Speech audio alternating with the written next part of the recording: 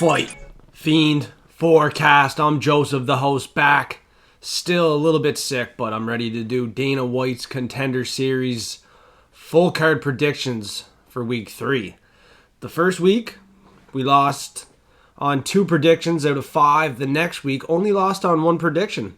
Managed to profit 4 units. The first week, only lost 5, so we're negative 1 so far. So the profit tracker is fully updated. I'm going to update that each and every week. I'm going to give you 2 bets for absolutely free on each and every Dana White's Contender Series. Last week, I had a favorite parlay.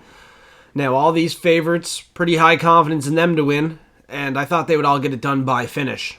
So I had 2 of them in round 1 by finish, and they were the ones not to get it done in round 1, obviously. We had Pulyaev get it done in round 1. Knockout. Everybody thought he could probably win a decision. He gets it done in round 1, and the 2 round 1 finishers get it done in a fucking decision? Not even inside the distance. Not even by a submission or a knockout. I was shocked. You know, Cortavius Romeus was a submission artist. He was quick on the feet as well. He could have got the knockout, but he won a decision unanimously. I'm not a judge, though, and got the contract. Torres Finney, on the other hand, did not get the contract. He did not get the finish, and he looked kind of sloppy compared to his first fight. I kind of agree with Dana. I'm not really complaining about that contract not getting handed out. Thankfully, he was one of the favorites, though, that won on the parlay that I made up there, and that profited 6 units. So, Romeus, Kunaev, Finney, 3 favorites that were bound to get it done. And it was just a 2x play. Double my money. The first week, the negative 5 units came from Ernie Horaz. Money line not cashing in there. Had 2 units on that. And then 3.5 units on Bruno Lopez. So I learned from some mistakes here. I'm not playing too many props. Gonna play it safe if I can. This week here is probably the toughest week in my opinion out of the 3. The first week it was a pretty rough week, but this week could be just as rough. Got to manage the bankroll wisely. I've been wagering 5.5 units, 8 units per card. This week I don't know what I'm going to do. 5, 8, fucking 10. You know, I'm wild sometimes, but I don't want to lose my money on this card. A card that is difficult to predict. We got 5 fights. And the first fight, this guy had to get his fight rescheduled 3 times, Jack Duffy. And he's been sober for 4 years now. He's tough, he's a grinder, and he has a BJJ black belt. He's coming in here 7-0. Underdog. 3-1 underdog. Against Nick Piccininni, who is a very good wrestler. Division 3. Division 3, I'm just fucking with you. Division 1. 3-time Division 1 All-American wrestler and a 4-time Big 12 champion. He's pretty good on the ground. He's going to be the better wrestler and probably can get out of those dangerous submissions that Jack Duffy has to offer, if he does have any to offer, because Piccininni has been trained at AKA. You know, some pretty good guys trained there. Daniel Cormier, if you can see him in the back. One of my favorite legends, and Piccininni has been training with him, so I'm sure if DC is on the mic, he's going to be glazing him up. I think Piccininni's going to be the right side. He's a 3-1 favorite. I thought he would be maybe an underdog in this fight. You never know. Both these guys are undefeated, right? Piccininni 6-0 here. And both these guys are trained at very good gyms. Piccininni, he is not trained at AKA anymore. He's trained at Fortis MMA. On the other side, Jack Duffy, he's trained at Team Alpha Male. Like I said, he's clean now. He wasn't sober 4 years ago, and you take a look at his record here. In his last 5 fights, you know, he fought, 7 months ago, beat a guy 3-1 by a decision, but his finish wins come over a year ago to a guy that was 13-6 by a submission. So he's not really getting much fights recently to prove that he is UFC caliber. 4 years ago was his most recent fight after his last 2. He fought a debut fighter, knocked him out. So 4 years ago was his 3rd last fight His fourth last fight was 6 years ago. Submission win to a guy 3-4. And we take a look back 7 years ago. That was his fifth last fight. Super inactive, 2-2 submission win. He's going to rely on that submission. BJJ black belt. I said it at the very start of the show. He's tough and he's gritty. And I'm sure he wants to make it to the UFC. He's been sober for 4 years. He has a huge heart. But at the end of the day, got to go with the guy training at AKA. Big favorite here. First fight of the night. We're seeing a finish in the first fight of the night. In the first 2 weeks on Dana White's Contenders Series, would I see a finish here? Potentially. Piccininni has good submissions of his own. He submitted a guy 7-3 in his last fight 2 months ago at Fury FC. And before that, he submitted a guy by arm triangle 11 months ago. That guy was 5-5, not the highest caliber competition. 4-0 before that, submitted him by arm triangle as well. That was over 1 year ago, almost 2 years now. 2 years to date, he beat a guy by unanimous decision, 1-0. His level of competition isn't the best. He's submitting another guy here by an arm triangle. It seems to be his signature choke, 0-1. I don't know if he's getting the submission against a BJJ black belt, Jack Duffy, who's going to fight hard, try to get his contract, but he's going to come up short. He's going to get taken down, controlled. And I think Nick Piccininni, who did train with the legend Daniel Cormier, will get the better takedowns, and he'll have the better control time. He's going to win this fight. I'm thinking it's going to be on the scorecards, but like I said, the first fight of the night on Dana White's Contender Series has been producing a finish. If I'm looking to play it safe, I'm looking to play it Nick Piccininni, submission or decision. I think that'd be the best way to go. Double chance on this one. Jack Duffy is tough, and maybe we're going to see him down the road in the UFC. He's 7-0. Both these guys undefeated and under the age of 30.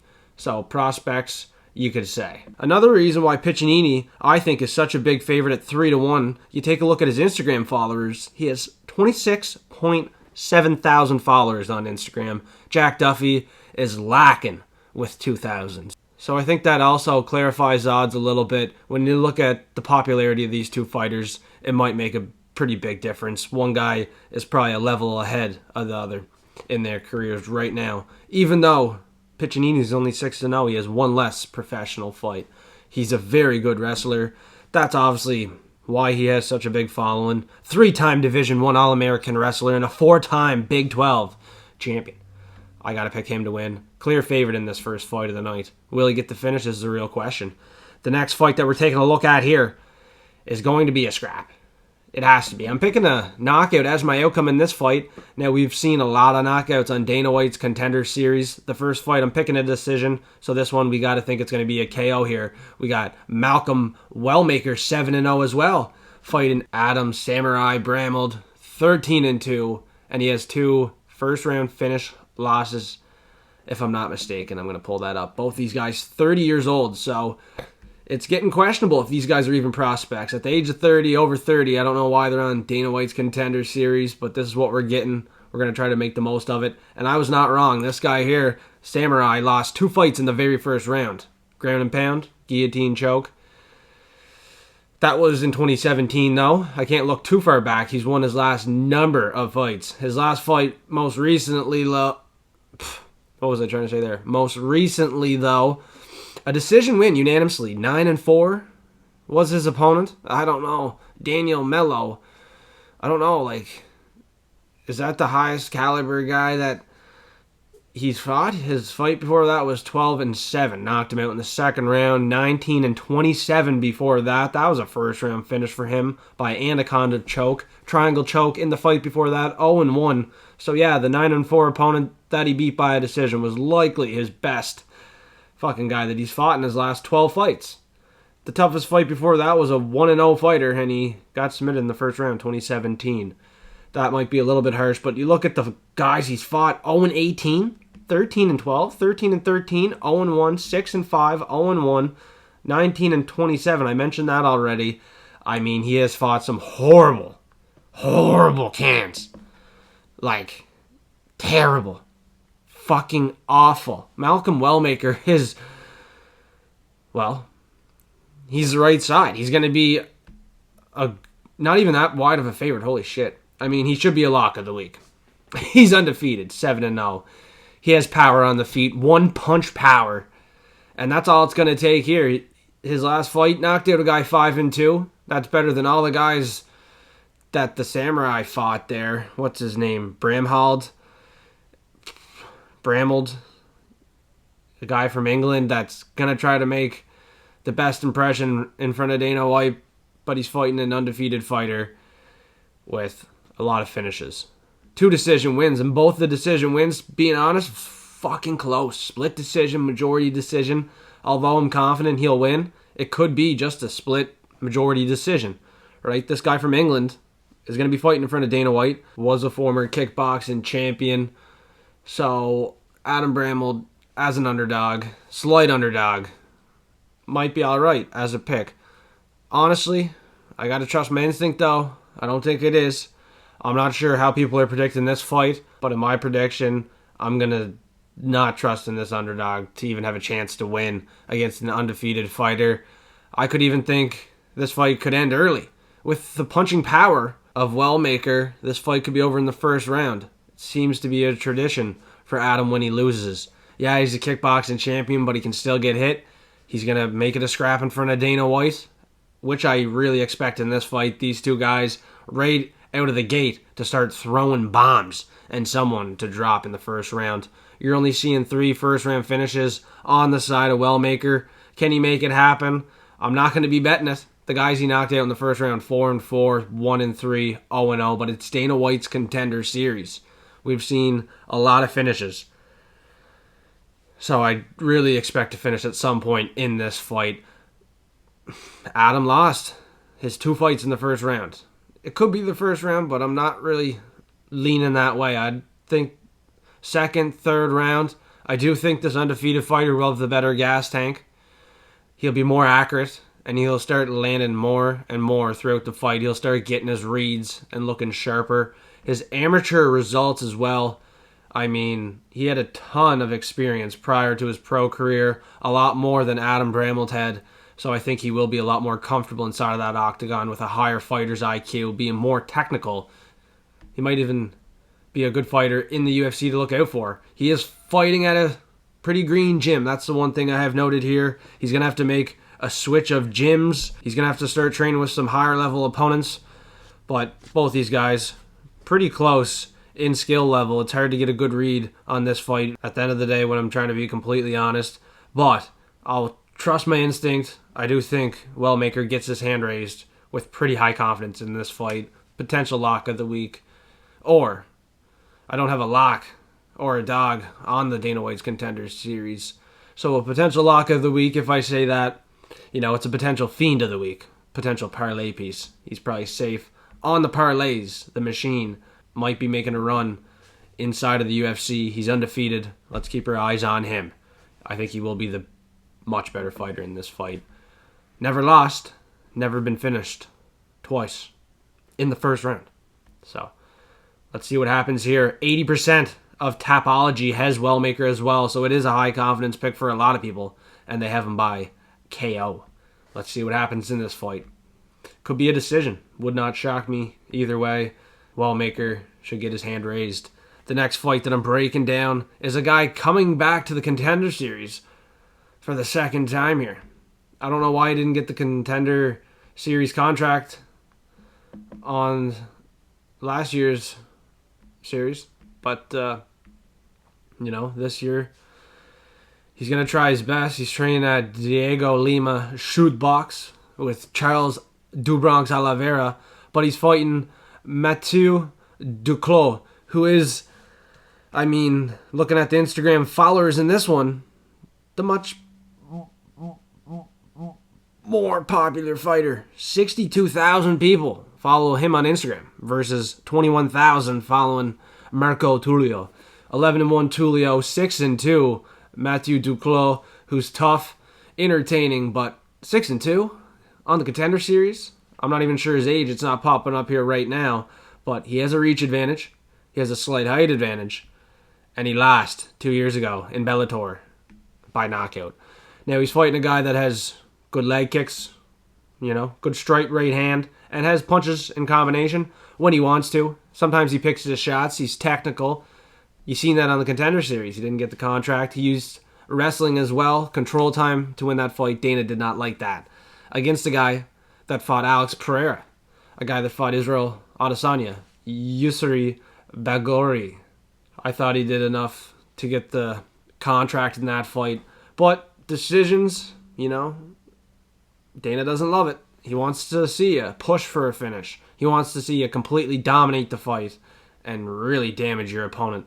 Now, he knocked out his last opponent, looking like a good win, but 6-4. The level of competition, not great. His opponent in this fight, Matthieu Duclos, is going to be a lot tougher and a lot harder to finish. But he did get knocked out before. He has been fighting low-caliber guys in his own right here. Duclos has fought a 5-2 opponent in his last fight 6 months ago, and it stopped due to an eye injury. He did look very good in that fight, but there was an eye injury before the finish occurred, and he finished the guy 3-1 before that, 2-2 before that, 3-0 before that. Level of competition really green, really, really green.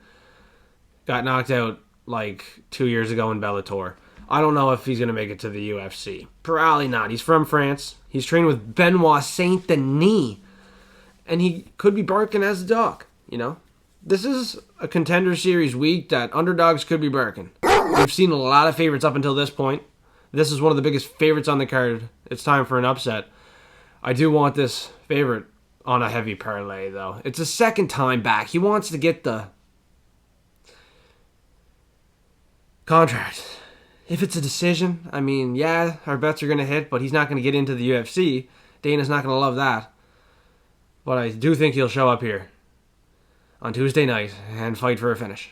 Knockout. Yeah, he has 1 submission, 2 submissions.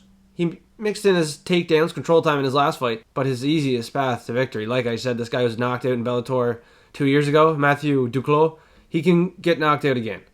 Nice, clean punch on the chin. Trained at shootbox Diego Lima. Knowing that he's 11-1 and knocked out guys that are 6-1 twice. Not the same guy either.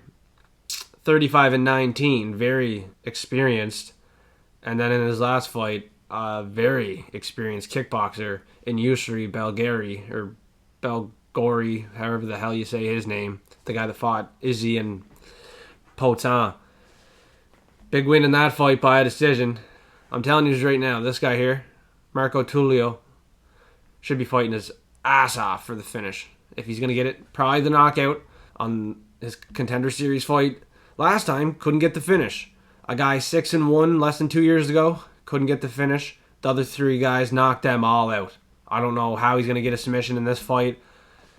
He probably is not. I don't see how that's even a path to victory for him to win. He's going to have to keep it on the feet. He's going to have to keep it sharp, technical, stay composed, because Duclos is going to make this a brawl. He's going to be dangerous. But I think Marco Tulio lands something, counter shot, gets it done, gets the contract, and Dana White gets to say sorry for not signing him the first time. Even in a decision win, he still probably deserved a contract. He's training with Charles Oliveira, and he's not that bad. Shootbox, Diego Lima boys are very good. He doesn't really fit the picture of a shootbox fighter, but he's alright.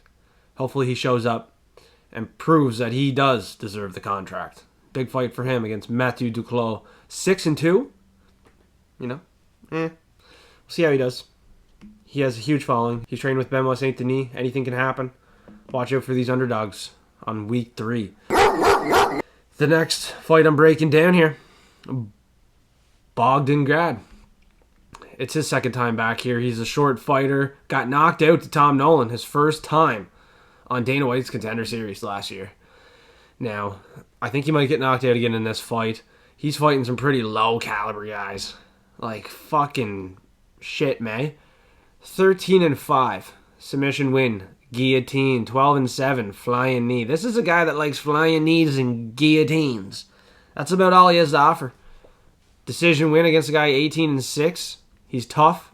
He's gritty, but he knocked out a guy 6-3 as well. After that, big decision win to the guy 18-6. Lost to Tom Nolan, 5-0 at the time. Tom Nolan, seen him get knocked out to Nicholas Mota. Bogdan Grad does not carry power like Nicholas Mota, I guess. So, let's see what Michael Aswell can do in this fight. The Texas kid, 23 years old, same reach, same height, but we got one guy way younger. way younger, 9-1. More to prove. Lost the decision, never got knocked out before. Lost the decision a year ago. Won his last 2 fights. 5-2 doctor stoppage. 11-4 Nate Richardson. Knocked him out in the first round at Fury FC. This is a Fury FC champion right here, folks. And there's a reason why. Knocked out Nate Richardson in the first round. Now you're thinking, who the hell is Nate Richardson? Nate Richardson beat Diego Lopez by a split decision, and he lost a split decision to Fernando Padilla. He's a very good fighter. He's another guy I have pretty high confidence in. I've never faded a guy coming back to the Contender Series for his second time looking to get revenge on Dana White. But I'm going to do it. Bogdan Grad from Austria, 28 years old, is going to be fighting a young, hungry prospect, 9-1. Just knocked out Nate Richardson, the guy that beat Diego Lopez by split decision not too long ago in the very first round. I'm sniffing a second round finish by knockout from Michael Aswell. Power in the hands, this guy here. He's going to be a good prospect inside of the UFC. You see some low caliber competition on his record though. 10-6. Cameron Graves knocked him out.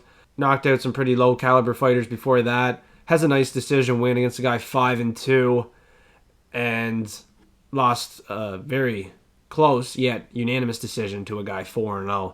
So not a bad loss.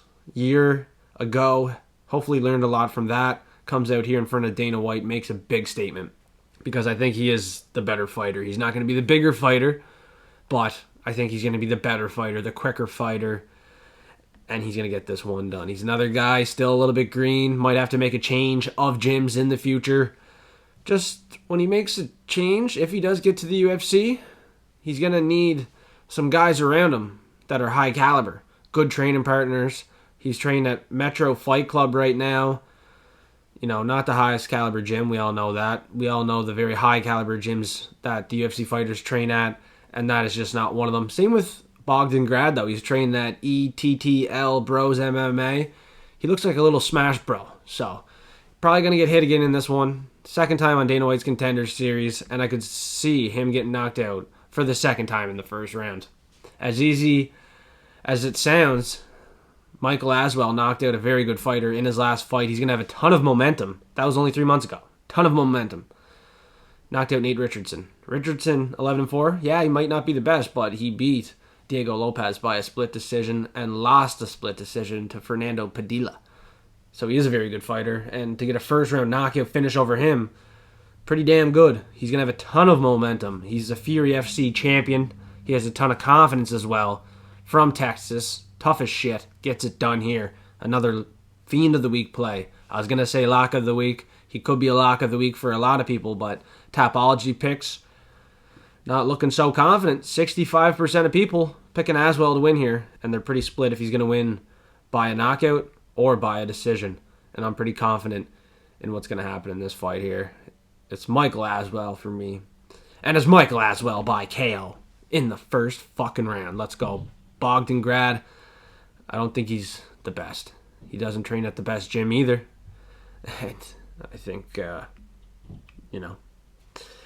being a kickboxing black belt, BJJ brown belt, and only really having the knees and guillotines to help you out, I don't know what really he has to offer in this fight. The knees, the guillotines, but he's going to get countered. Aswell has some much harder hands. He's a quicker fighter. He has better durability. And looking at the Instagram followers, he has less followers, Michael Aswell does. 2.8 thousand on Instagram. I'm going to mention this on every prediction if I can, just to see what happens. And Bogdan Grad has 5,000 on Instagram. So maybe Michael Aswell is going to get a big boost in following after he knocks Bogdan Grad the fuck out. Main event fight, Dana White Contender Series Week 3. The final prediction. Going through it a little bit faster. Got some little notes here and everything to help speed up my predictions so I'm not rambling on like a lunatic here. But no notes on this fight. Gonna be honest here. Two guys that do not belong on Dana White's Contender Series. Maybe they can prove me wrong. But pretty low caliber from what I've seen, what I've Not only seen on tape, but looking at who they have fought, pretty fucking bad. The last win for Andrey Pulyaev, however you say this Russian's name, 38-21, his last win 6 months ago. Before that, 2-1 and 1-0 and 3-2. And his loss before those 4 wins was by knockout, and it was brutal, to a 4-0 opponent. Now he gets a chance to fight a guy that lost after winning 4 fights as well. By a decision, though, to a guy 1-0, Miles Lee, at CFC. After CFC, he went to the LFA and won every single fight. Knocked out a guy 6-6 in his debut. Actually, he went to BTC after that. Got a win by arm triangle 3-1. Back to LFA to get the submission win against a guy 2-0. And then his fight 5 months ago, most recently, was a head kick and hammer fist win by knockout. 6-4. Opponent, not the best, but his striking, his kicks, his power, his size, going to be the difference in this fight. He is the older fighter. Pulyaev is 26. And we got Liam Anderson at 29. We got the older fighter. Not more experience. He's 6-2. Pretty sus. But he should have a reach advantage. For middleweight, he's 6'3". I don't really know where these guys are training, to be honest. Nowhere's crazy from what I can find. If you know anything different, let me know. But I don't think these guys are training anywhere that we should really be scared about. This Russian isn't the Russian that is going to get the takedowns, control time, and dominate. He's not the Russian that's training with Khabib, Nurmagomedov, and the boys. You know, he's a pretty suspect Russian. With saying Liam Anderson is sus, being 6-2, I do think his striking is better than what Andrey Pulyaev has to offer. Hopefully I'm saying this Russian's name right. Probably butchering his name, but I think there's a chance he gets butchered in this fight. I think people on Tapology, way overconfident, 80%. This is a pretty low confidence pick for me, but, you know, I'm seeing the odds, and the bookmakers opened Liam Anderson as the favorite. Actually, I don't think they did. I think money came in to move him to the favorite. So someone out there seen something in Liam Anderson that gave them a lot of confidence, and they went some heavy on him to win as an underdog, pushed him to the favorite. From what I've seen on tape, doing my research here, he should get it done, knockout or decision in this fight. I'm not getting crazy playing the props. Seeing a couple submission wins for him as well. Not really sure what this Russian's going to offer. I don't think he's going to wrestle too much. I think he's going to try to keep it technical on the feet. Seeing a lot of knockouts and submission wins for him as well. Both of these guys are finishers. Maybe there's a reason why it's a main card fight. Maybe there's going to be a crazy finish highlight in this fight. But from what I've seen, there's been nothing too crazy, nothing spectacular. Both fighting some pretty low caliber guys. Both undeserving of a main event fight on Dana White's Contender Series. And they don't really deserve any more of my time. So if you want a better prediction on the main event fight, I know that one was pretty sloppy. I didn't do too much research, honestly, on each of these guys. They're the least known guys on the entire card, and they're on the main event. Pulyaev, 800 Instagram followers. That is the least amount of followers that a guy has on Instagram on this entire card, and he's in the main event. It makes no fucking sense. I have no trust in him. I don't think he's going to win. And I believe the money coming in on Liam Anderson is 100%, 1,000% correct. But I could be 100%, 1,000% incorrect. You never know. Last week, picks were pretty hot. Let's keep the momentum going. A lot of these fighters are looking to keep the momentum going, and we're going to look to do the goddamn same. I'm here to just give my picks, give my predictions. If you don't like it, there's lots of other guys out there doing very good Dana White Contender Series predictions, UFC predictions, stuff like that. I'm just one guy, one man, and I'm here doing my thing. So let's see if I can keep the momentum rolling forward. Let's see if some of these fighters can keep the momentum rolling forward and get that contract on Dana White's Contender Series week number 3. I'm going to predict each and every Dana White's Contender Series because for this year, it's been pretty entertaining. The level of competition of these fighters, pretty goddamn low, but it's making for some pretty entertaining fights, and some of these guys are going to make very good prospects inside of the UFC, and it's going to be a night that you're not going to want to forget to bet on because there's a couple good betting spots. So if you want my bets, you want some free bets, join Instagram, Join Twitter, join Discord. Absolutely free content, free bets and picks each and every Dana White's Contender Series. I'm giving out 2 bets. I should have the bets ready for this show, but it is Sunday night, a little early in the week. I'm going to make my bets after the face-offs, give me a boost of confidence, and then I'm making my bets, posting them in Patreon for $5 a month right away for Platinum Forecasters. And then, for free, I'll make the content up and let everybody know my 2 bets for Dana White Contender Series Week 3. Free picks, free bets on Instagram, Twitter, and Discord. Check out that link in the description below and make sure to follow Fight Fiend Forecast on all platforms. We're going to see you for week number 4. We got a week off for the UFC. So take it easy and have fun.